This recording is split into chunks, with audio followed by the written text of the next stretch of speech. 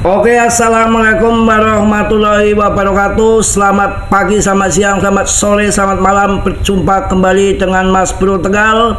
Hari ini akan memberikan info-info yang bagus-bagus, yang jos-jos arah PP ke depan. Saya rasa akan pam gila-gilaan, karena kripto ini untuk meme coin punya basic, tahu-tahu turun, tahu-tahu pam gila-gilaan. Akan tetapi penurunan sudah berbulan-bulan, arahnya sudah berganti dari bearish, arahnya sudah ke bullish ya.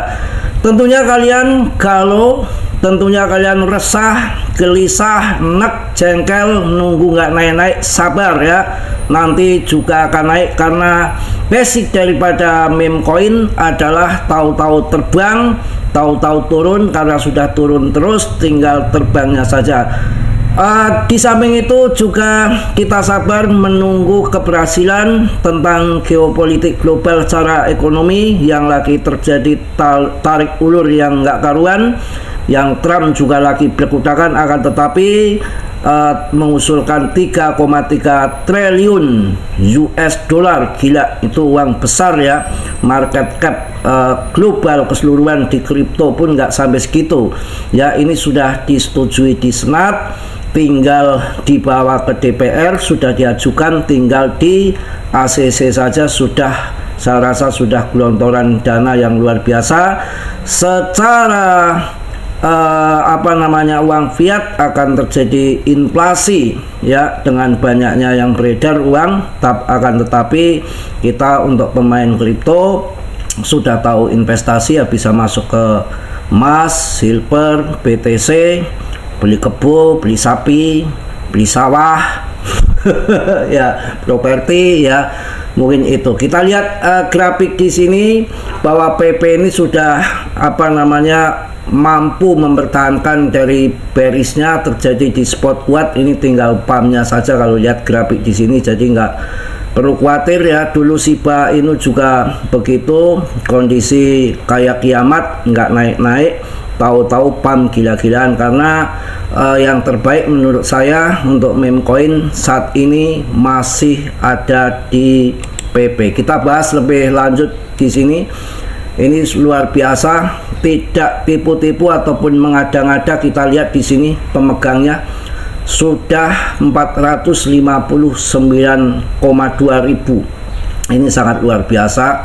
Saya pantau berarti udah 19 hari ini, satu hari naik 1000 holder. Ini akan terjadi efek ketapel pump yang luar biasa.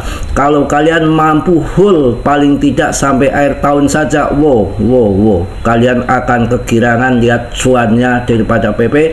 Karena kita sudah milih yang terbaik untuk PP, jadi nggak perlu kita ragukan lagi. Juga akan saya kasih fundamental. PP ini ya bukan hanya sekedar meme coin lucu-lucuan. PP hanya sekedar meme coin atau fenomena budaya digital. Sebagian besar berpikir bahwa PP hanya candaan saja ya, bukan. Namun fakta berbicara lebih keras. Ini faktanya kawan ya. Jadi diluncurkan tanpa pra penjualan, artinya nggak ada presale, nggak ada promosi, bahkan Vitalik yang sering dapat upeti dari meme coin yang listing di jaringannya ya kan. Tapi untuk PP tidak, dan websitenya sepi saja. Yang mau beli ya bodoh amat, yang nggak ya nggak mikirin banget juga, karena juga sudah pasokannya sudah beredar semua dan dilepas semua. Ada mekanisme pembakaran secara otomatis, koin displasi, holdernya meningkat terus, kapitalisasi terbesar. Apa yang kita ragukan lagi? Inilah untuk kita masang jaring, masang cuan di PP. Saya rasa tidak ada salahnya, karena di tahun 2013 sampai sekarang itu ya hanya Shiba Doge dan PP. Shiba Doge sudah dipanen tahun 2021. Saya akan menunggu PP, nggak mau kesempatan emas ini kita sia-siakan, karena belum tentu 2-3 tahun lagi kita mendapatkan kesempatan yang seperti ini ya. Sebagian besar orang berpikir PP hanya candaan, sebetulnya tidak. Namun fakta berbicara lebih keras, diluncurkan tanpa pra penjualan. distribusi token yang adil ya. Jadi nggak ada debt-debtnya megang-megang sampai 80% kayak koin-koin lain ya, mencapai volume perdagangan tertinggi di antara meme coin yang lain. Fakta itu. Komunitasnya terus mengembangkan merek dengan meme seni dan kolaborasi. Beberapa paus masih berpegangan erat sama PP, nggak akan dijual-jual. Justru kepemilikan paus bertambah, retailnya berkurang, main CL kok nggak ngaceng-ngaceng lah. Mereka kan membeli di saat kalian jual ya, nggak ada aliran dana masuk baru. Belum ya, PP tidak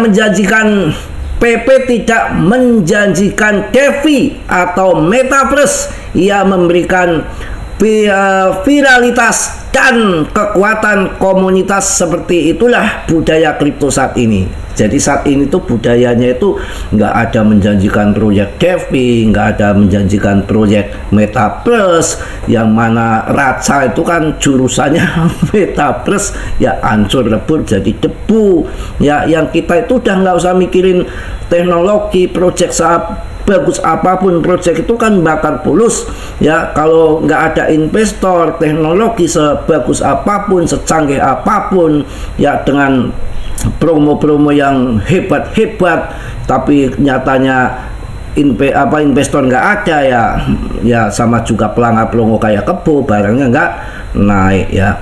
PP tidak menjanjikan DeFi, Metaverse. Ia memberikan viralitas dan kekuatan komunitas. Seperti itulah budaya meme coin. Jadi nggak usah pakai kita takut belekutakan ya. Kalau tuh ya kayak Dracula kayak gini gemuk ya, ya jelas udah jadi pemenang ya. Dibahas dari 3,5 triliun, market capnya udah mendekati ratusan triliun, kurang apa aja.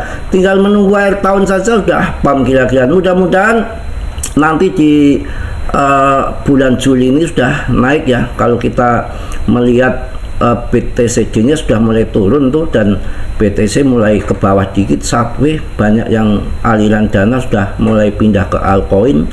Dengan altcoin banyak proyek yang progres. Nanti saya bahas juga, kalian mau beli koin yang proyek, real project progres, nanti ada di ARB kawan. Nanti saya bahas juga untuk ARB ya. Kita bahas ARB dulu sebentar ya. Oke, kita akan bahas ARB dulu. Arbitrum memproses volume DEX sebesar 545 miliar US dollar. Ini nggak main-main kawan. Jadi kalian bisa masuk ke ARB itu untuk investasi jangka panjang, long invest seperti Cardano, salah satunya ARB. Jadi kita harus tahu, daripada membeli meme coin yang nggak jelas, itu sangat berbahaya menurut saya. Meme coin yang nggak jelas sangat berbahaya. Kalian main gambling, tahu-tahu rungkat, scam sering terjadi. Arbitrum memproses volume DEX sebesar 545 miliar US dollar, namun diperdagangkan pada kapitalisasi pasar sebesar 1,9 miliar US dollar. Dapatkah kemitraan Robinhood mendorong ARB ke $1? Mungkin bisa banget. $1 kecil ya, harga tertingginya aja sampai 35.000 sebelum mereka ada project besar kemitraan dengan Robinhood dulu sampai 35.000 ya, berarti lebih dari $2. Kalau hanya $1 saja kecil ya nanti, tapi saat nanti bull market ya, ini Arbitrum perlu kalian investasi di sini. Arbitrum telah mencapai tonggak sejarah yang luar biasa dengan memproses lebih dari 545 miliar US dollar dalam volume bursa terdesentralisasi DEX. Namun jaringan layer 2 hanya diperdagangkan pada kapitalisasi pasar sebesar 1,9 miliar. Kesenjangan tajam antara aktivitas ekosistem dan penilaian pasar muncul saat Robinhood meluncurkan perdagangan saham AS di jaringan Arbitrum yang berpotensi mengkatalisasi adopsi institusional yang lebih luas. Lebih dari $0,5 triliun dalam bentuk swap telah diproses oleh DEX di Arbitrum, sebuah tonggak besar yang tidak akan mungkin terjadi tanpa proyek-proyek seperti dan masih banyak lagi DeFi di mana Arbitrum di mana-mana. Wah, mantep, pencapaian volume DEX melampaui banyak jaringan blockchain yang mapan, didorong oleh protokol termasuk Comelot DEX, Uniswap, Fluid, PancakeSwap, dan Ramses Exchange. Pertumbuhan ekosistem meningkat meski ada kesenjangan kapitalisasi pasar ya. Arbitrum saat ini menabung total nilai 2,5 miliar US dollar yang terkunci di seluruh protokol DeFi dan volume DEX harian rata-rata 200 juta US dollar dan lebih dari 282 juta total swap yang diproses. Wah, mantep ini. Ini boleh kalian masuk di dalam Arbitrum ya. Ini bisa untuk long invest jangka panjang. Ini juga koin belum lama banget tapi sudah bagus ini ya, karena ada real project yang progress, nggak main-main dengan Robinhood lagi ya. Kita akan lihat juga kapitalisasi BTCD ini sudah mulai turun 5,64 0,01% ya, sudah agak turun. Mudah-mudahan akan terjun bebas kalau kita lihat grafik di TradingView ini ya. Ini sebetulnya mudah-mudahan akan terjadi all season kawan ya. History BTC dominan tahun 2025 all season setelah kebanting ke bawah. Ini kalau dilihat dari grafik yang ke bawah ini, sekarang ada di resisten ya. Ini ada di resisten trendline ya. Ini trendline-nya ini resisten. Ini sama 2017 all season, 2017 ini all season. Ini yang kotak ini ya. Kemudian dia terjun ke bawah. Ini dari sini terjun ke bawah ya, minus 37,96% ya. Jadi waktu tahun 2017 di garis yang merah ini resisten trendline, kemudian jatuh ke bawah, minusnya 37,96%. terjadilah di sini besar-besaran all seasonnya sampai ETH-nya naik 300 kali lipat ya. Kemudian di tahun 2021 ini all season juga ya, terjun ke bawah ya, supportnya trendline sampai minus 32 ya. Ini jebol ke bawah, terjadi all season. Nah ini pas tahun 2025 lagi, ini sudah menyentuh trendline merah ini ya. Trendline merah ini siap terjun minus paling enggak di 24,33%. disinilah terjadi all season. Jadi jangan sampai disia-siakan ini ya.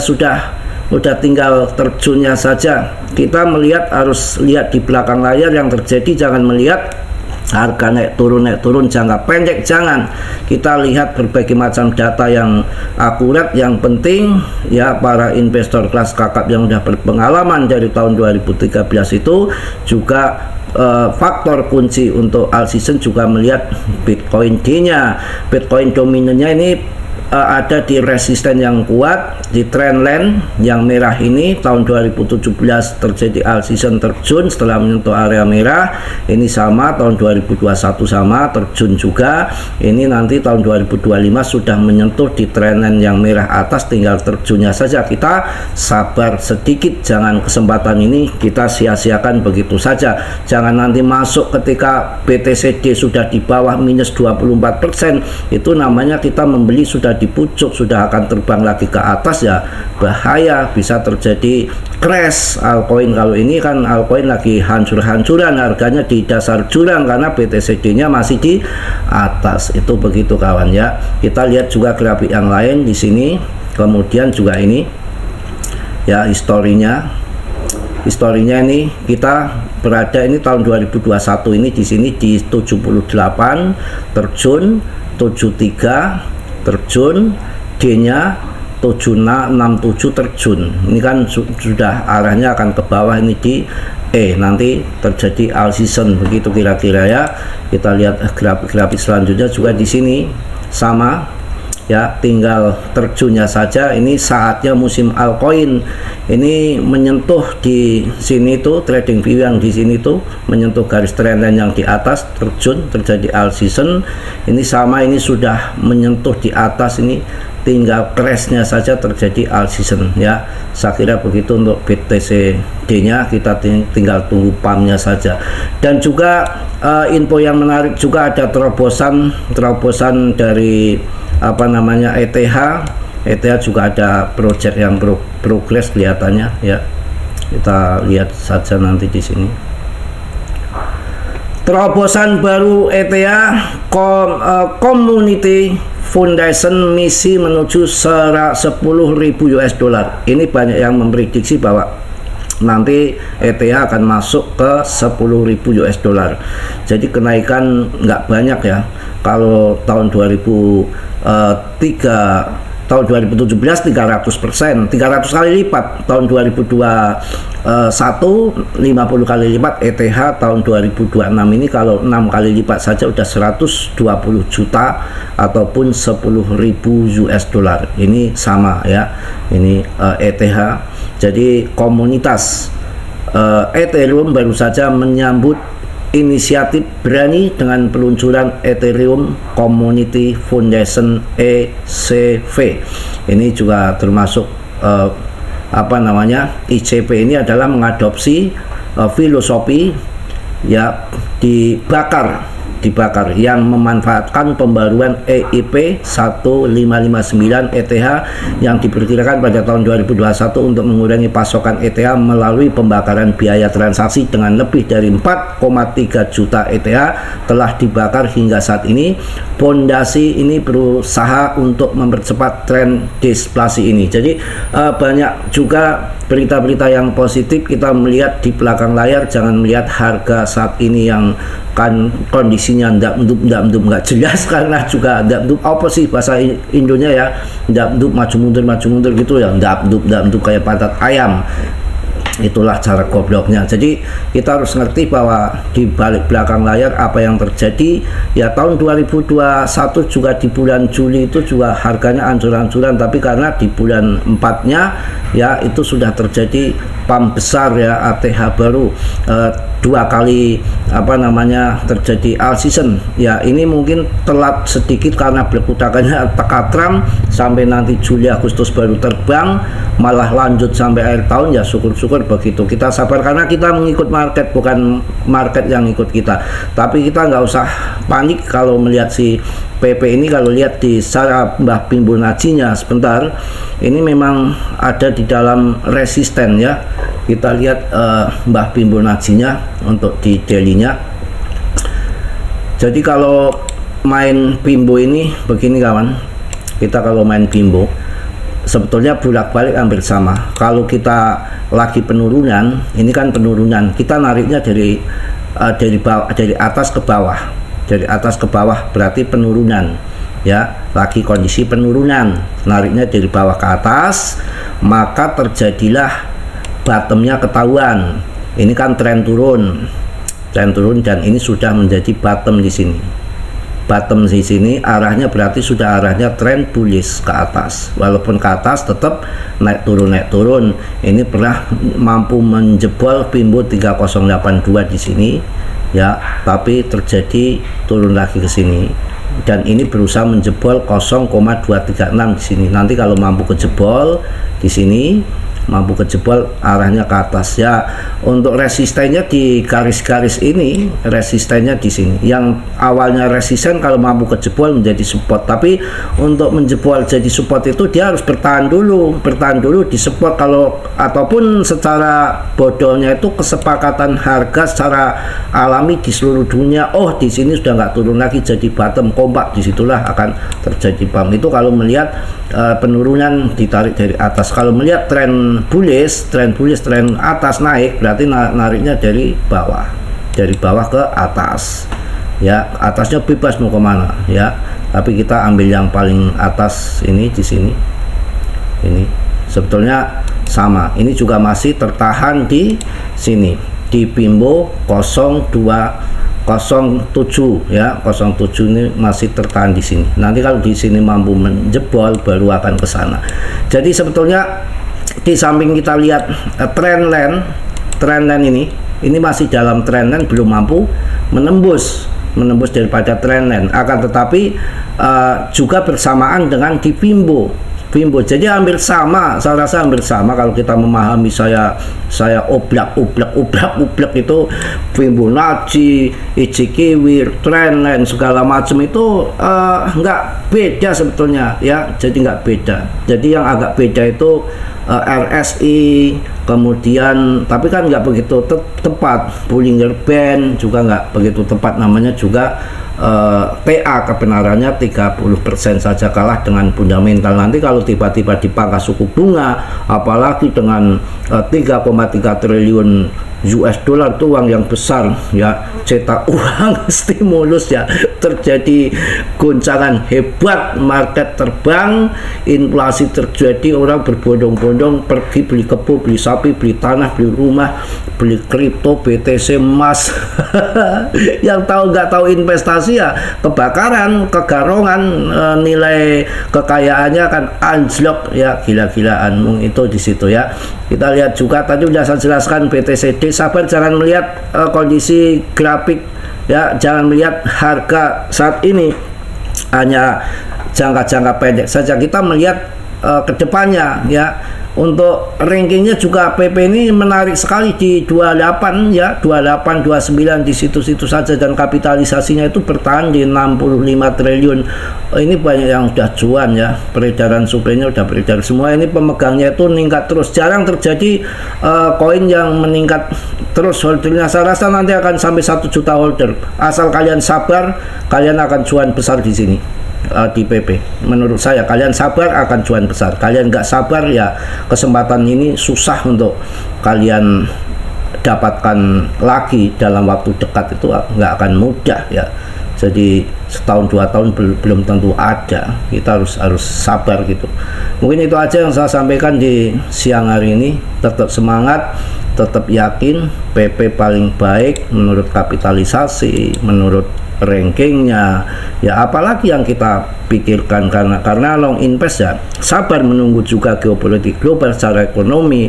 Trump juga lagi mobat mabit ngamuk ya, gimana caranya crypto pump, tapi secara regulasi kan ataupun presiden sudah semua mendukung kripto. Kalau dulu repot, dulu itu ya sedikit-sedikit sekuritas, Algorand sekuritas, Cardano sekuritas, Polygon hancur sekuritas, begitu. Jadi untuk sapi perah saja sama Gary Gensler. Sekarang sih aman ya, dukungan kripto bagus. Ini sekarang tinggal si satu orang saja terguling, itu si Powell sudah ya. Si Trump ini nggak mikirin kegoncangan di luar sana, yang penting dompet dia tebel ya, 3,3 triliun.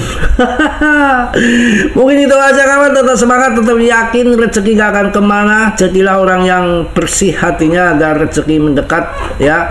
Itu aja, tetap kalian Dior riset sendiri ya, karena di dalam bermain kripto itu sangat berisiko tinggi, berbahaya sekali, bisa cuan mendadak, kaya mendadak, apalagi yang nggak belajar bahaya ya. Mungkin itu aja yang positif kalian ambil, yang buruk kalian tendang. Kiranya sudilah yang belum subscribe untuk mensubscribe, yang sudah saya ucapkan banyak-banyak terima kasih.